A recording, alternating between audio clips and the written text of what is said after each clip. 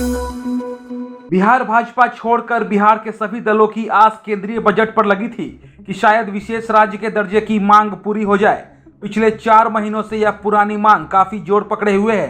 पुरानी इसलिए क्योंकि मांग तो बिहार से झारखंड के अलग होते ही शुरू हो गई थी, जो बीच बीच में उठती रही और फिर बैठती भी रही।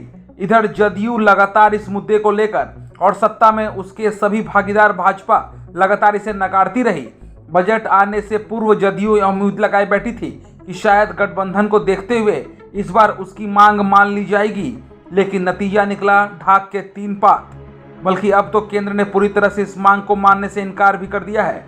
उस पर नेता प्रतिपक्ष तेजस्वी यादव ने आग में घी का काम करते हुए यह भी तंज किया है कि किससे दर्जा मांग रहे हैं, अमेरिका के राष्ट्रपति से? मांगने वाले तो खुद सरकार में शामिल हैं। दरअसल बिहार अकेला राज्य नहीं है जो यह मांग कर रहा है। बिहार के अलावा आंध्र प्रदेश, उड़ीसा, गोवा व राजस्थान भी इस मांग को दोहरा रहे हैं। संविधान के तहत ऐसी कोई व्यवस्था नहीं है, लेकिन सामाजिक, आर्थिक और भौगोलिक पिछड़ेपन व उस पर राज्य की आर्थिक स्थिति को देखते हुए केंद्र द्वारा पूर्व में 11 राज्यों को विशेष राज्य या विशेष श्रेणी के राज्य का दर्जा दिया गया है।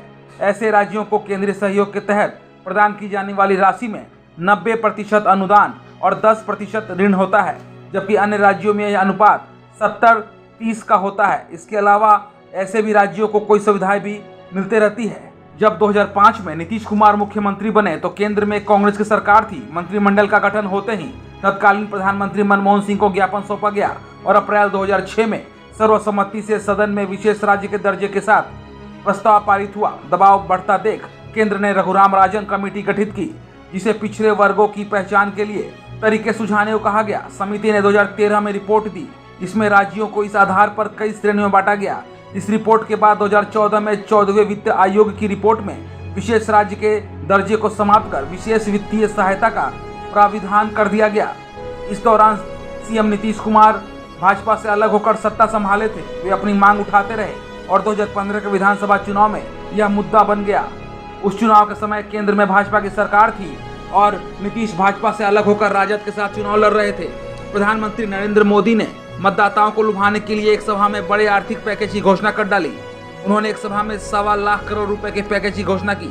साथ ही कहा कि यह पैकेज केंद्र की मौजूदा 40,000 करोड़ की योजनाओं के अलावा होगा, यानी बिहार के विकास पर कुल 1,65,000 करोड़ रुपए खर्च किए जाएंगे। मोदी के इस तरह के ऐलान को जदयू और राजद ने बिहार की अस्मिता से जोड़कर मुद्दा बना दिया और चुनाव में मोदी का यह दाव फेल हो गया। बाद में 2017 में राजद को किनारे कर नीतीश भाजपा के साथ मिलकर सत्ता में आ गए और मुद्दा ठंडे बस्ते में चला गया।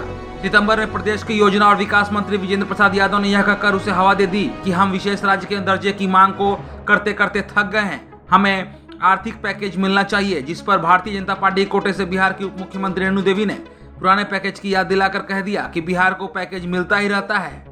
लेकिन अब बजट भी आ गया और खत्म भी हो गया, इस बाबत कुछ कहा भी नहीं गया। मांग फिर वही जारी है। देखना है कि क्या वाकई में यह मांग पूरी होती है या केवल अखबारों की सुर्खियां ही हमेशा बनती रहेगी और उसके अलावा भी जदयू और भाजपा का साथ बना रहता है। ब्यूरो रिपोर्ट, युवा शक्ति न्यूज। अपने इलाके की खबरों को जानने के लिए युवा शक्ति चैनल को सब्सक्राइब करें।